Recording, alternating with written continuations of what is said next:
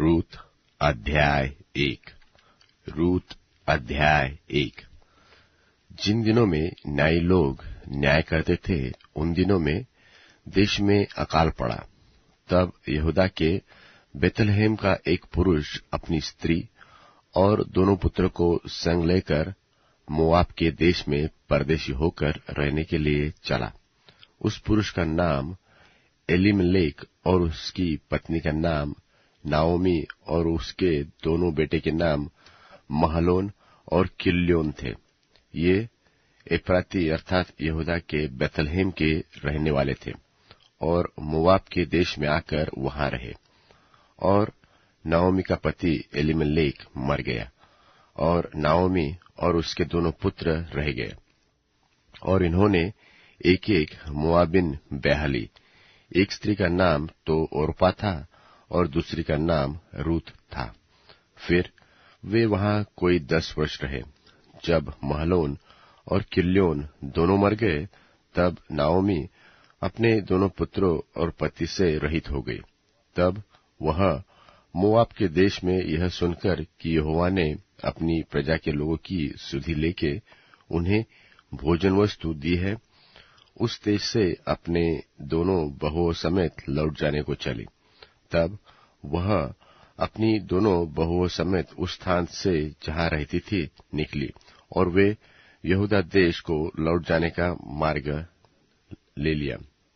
तब नाओमी ने अपनी दोनों बहुओं से कहा, तुम अपने अपने मैके लौट जाओ, और जैसे तुमने उनसे जो मर गए हैं और मुझसे भी प्रीति की है, वैसे ही यहोवा तुम्हारे ऊपर कृपा करे। यहोवा ऐसा करे कि तुम फिर पति करके उनके घरों में विश्राम पाओ।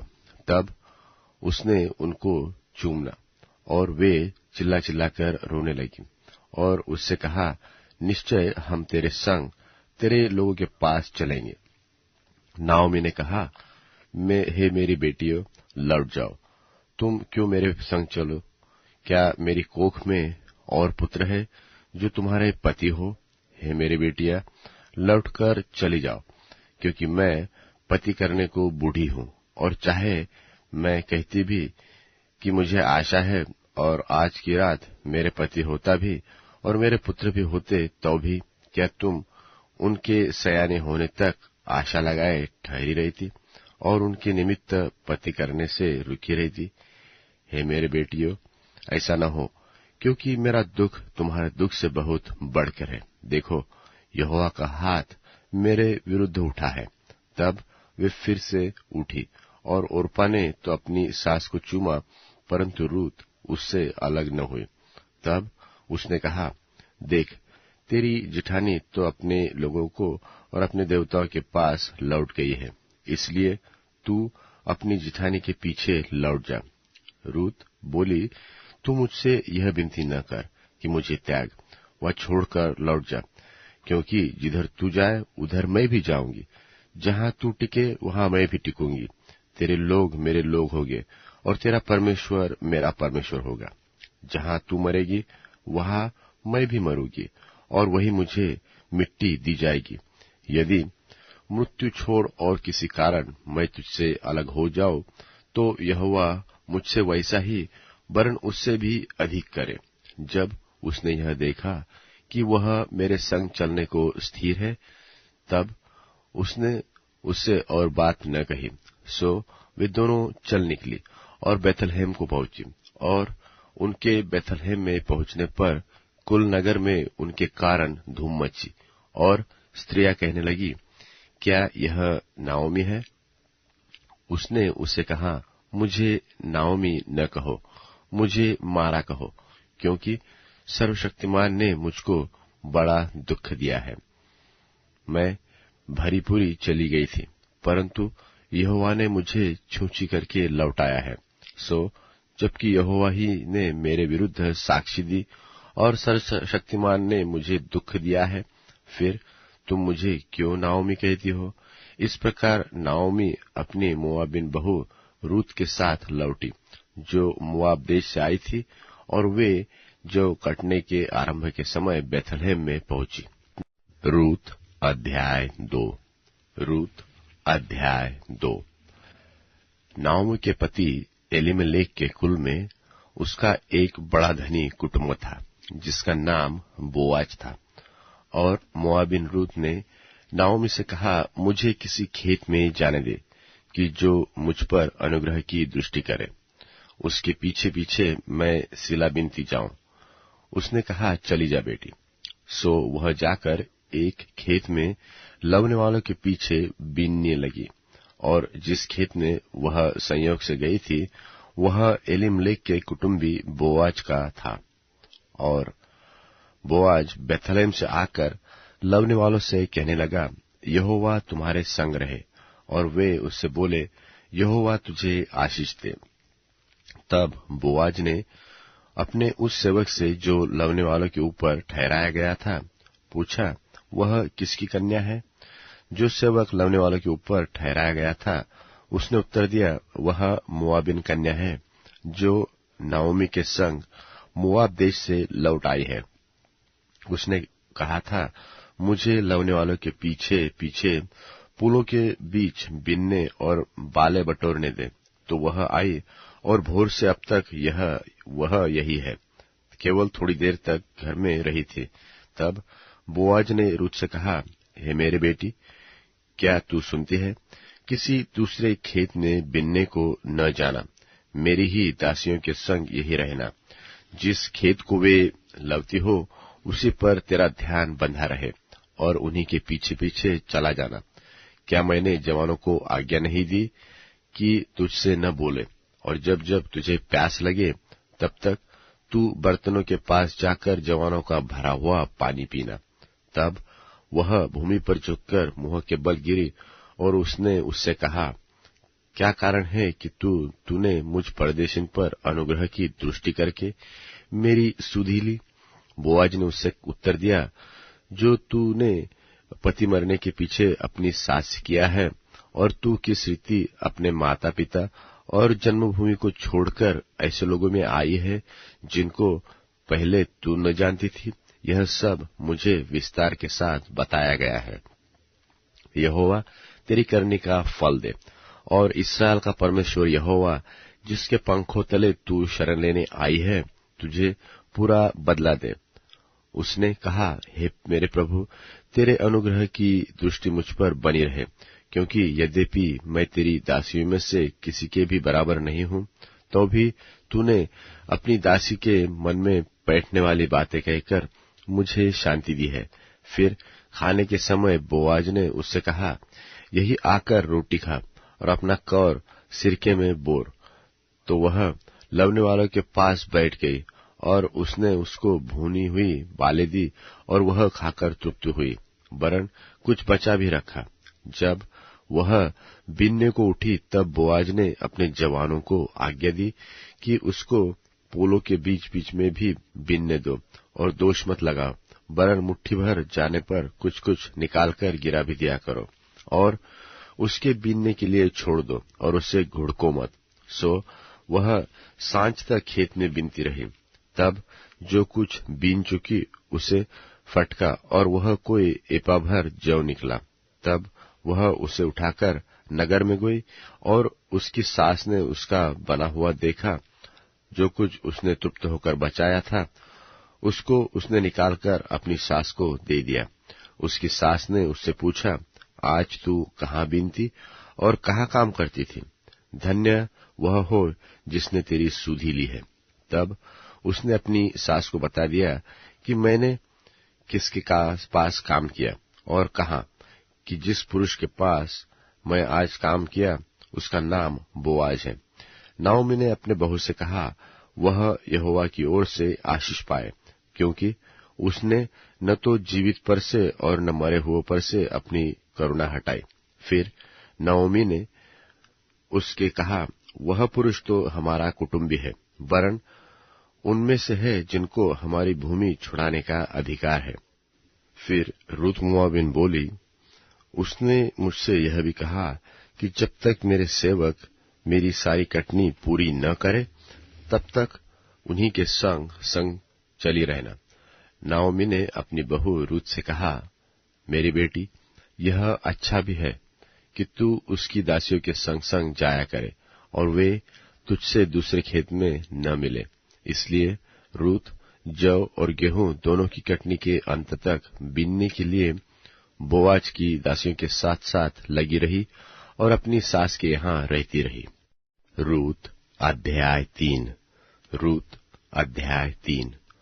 उसकी सास नाओमी ने उससे कहा, हे मेरे बेटी, क्या मैं तेरे लिए ठाव न ढूंढूं कि तेरा भला हो? अब जिसकी दासियों के पास तू ही थी, क्या वह बोआज हमारा कुटुंबी नहीं है? वह तो आज रात को खलिहान में जौ फटकेगा। तू स्नान कर, तेल लगा, वस्त्र पहनकर खलिहान को जा। परंतु जब तक वह पुरुष खा पी न चुके, तब तक अपने को उस पर प्रकट न करना, और जब वह लेट जाए तब तू उसके लेटने के स्थान को देख लेना। फिर भीतर जा, उसके पांव उघार के लेट जाना, तब वही तुझे बताएगा कि तुझे क्या करना चाहिए। उसने उससे कहा, जो कुछ तू कहती है वह सब मैं करूंगी। तब वह खलिहान को गई और अपनी सास की आज्ञा के अनुसार ही सब कुछ किया। जब बोआज खा पी चुका और उसका मन आनंदित हुआ, तब जाकर राशि के एक सिरे पर लेट गया। तब वह चुपचाप गई और उसके पांव उघार के लेट गई। आधी रात को वह पुरुष चौंक पड़ा और आगे की ओर झुककर क्या पाया कि मेरे पांव के पास कोई स्त्री लौट लेटी है। उसने पूछा, तू कौन है? तब वह बोली, मैं तो तेरी दासी रूत हूं। तू अपनी दासी को अपनी चद्दर ओढ़ा दे, क्योंकि तू हमारी भूमि छुड़ाने वाला कुटुंबी है।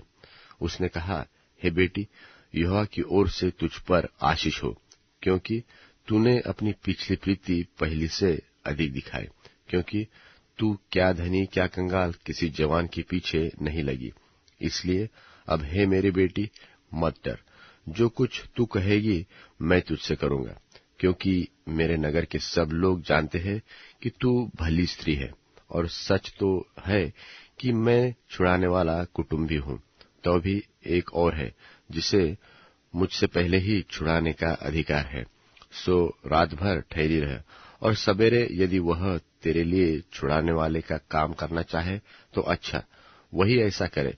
परंतु यदि वह तेरे लिए छुड़ाने वाले का काम करने को प्रसन्न न हो, तो यहोवा के जीवन की शपथ, मैं ही वह काम करूंगा। भोर तक लेटी रहे।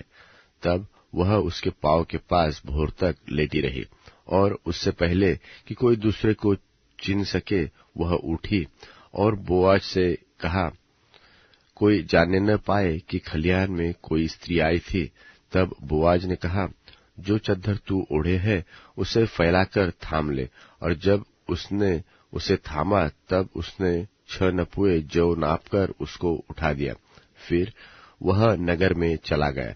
जब रूत अपनी सास के पास आई, तब उसने पूछा, हे बेटी, क्या हुआ? तब जो कुछ उस पुरुष ने उससे किया था वह सब उसने उसे सुनाया। फिर उसने कहा, यह 6 नपुए जौ उसने यह कहकर मुझे दिया कि अपनी सास के पास छूछे हाथ मत जा। उसने कहा, हे मेरी बेटी, जब तक तू आने कि इस बात का कैसा फल निकलेगा, तब तक चुपचाप बैठी रहे, क्योंकि आज उस पुरुष को यह काम बिना निपटाए चैन न पड़ेगा। रूत अध्याय 4। रूत अध्याय 4। तब बोआज फाटक के पास जाकर बैठ गया, और जिस छुड़ाने वाले कुटुंबी की चर्चा बोआज ने की थी वह भी आ गया। तब बोआज ने कहा, हे फुलाने, इधर आकर यही बैठ जा। तो वह उधर जाकर बैठ गया। तब उसने नगर के 10 वृद्ध लोगों को बुलाकर कहा, यहीं बैठ जाओ।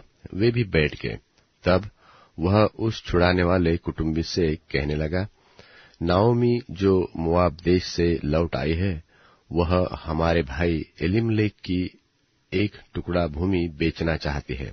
इसलिए मैंने सोचा कि यह बात तुझको जताकर कहूंगा कि तू उसको इन बैठे हुओं के सामने और लोगों के इन वृद्ध लोगों के सामने मोल ले, और यदि तू उसको छुड़ाना चाहे तो छुड़ा, और यदि तू छुड़ाना न चाहे तो मुझे ऐसा ही बता दे, कि मैं समझ लूं, क्योंकि मुझे छोड़ उसके छुड़ाने का अधिकार और किसी को नहीं है, और तेरे बाद मैं हूं। उसने कहा, मैं उसे छुड़ाऊंगा। फिर बोआज ने कहा, जब तू उस भूमि को नाओमी के हाथ से मोल ले, तब उसे रूत मोआबिन के हाथ से भी, जो मरे हुए की स्त्री है, इस मनसा से मोल लेना पड़ेगा कि मरे हुए का नाम उसके भाग में स्थिर कर दे। उस छुड़ाने वाले कुटुंबी ने कहा, मैं उसको छुड़ा नहीं सकता, ऐसा न हो कि मेरा निज भाग बिगड़ जाए, इसलिए मेरा छुड़ाने का अधिकार तू ले ले, क्योंकि मुझसे वह छुड़ाया नहीं जाता। अगले समय में इस्राएल में छुड़ाने और बदलने के विषय में सब पक्का करने के लिए यह व्यवहार था कि मनुष्य अपनी जूती उतार के दूसरे को देता था। इस्राएल में गवाही इसी रीति होती थी। इसलिए उस छुड़ाने वाले कुटुंबी ने बोआज से यह कहकर कि तू उसे मोल ले, अपनी जूती उतारी।